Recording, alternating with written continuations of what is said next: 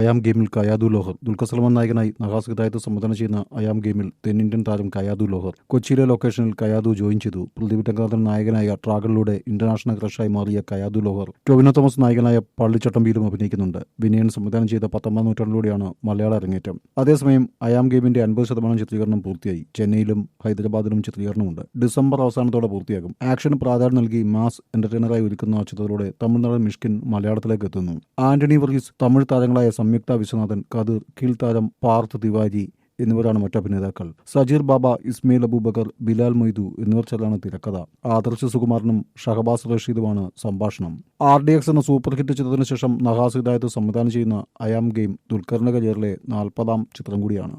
ജിംഷി ഖാലിദ് ഛായാഗ്രഹണം നിർവഹിക്കുന്നു. സംഗീതം ജക്സ് ബിജോയ്. വേഫെയർ ഫിലിംസിന്റെ ബാനറിൽ ദുൽഖർ സൽമാനാണ് നിർമ്മാണം. പാർത്ഥ് തിവാരി എന്നിവരാണ് മറ്റഭിനേതാക്കൾ. സജീർ ബാബ, ഇസ്മയിൽ അബൂബക്കർ, ബിലാൽ മൊയ്തു എന്നിവർ ചേർന്നാണ് തിരക്കഥ. ആദർശ് സുകുമാരനും ഷഹബാസ് റഷീദുമാണ് സംഭാഷണം. RDX എന്ന സൂപ്പർ ഹിറ്റ് ചിത്രത്തിന് ശേഷം നഹാസ് ഹിദായത്ത് സംവിധാനം ചെയ്യുന്ന അയാം ഗെയിം ദുൽഖറിന്റെ കരിയറിലെ 40ാം ചിത്രം കൂടിയാണ്. ജിംഷി ഖാലിദ് ഛായാഗ്രഹണം നിർവഹിക്കുന്നു. സംഗീതം ജക്സ് ബിജോയ്. വേഫെയർ ഫിലിംസിന്റെ ബാനറിൽ ദുൽഖർ സൽമാനാണ് നിർമ്മാണം.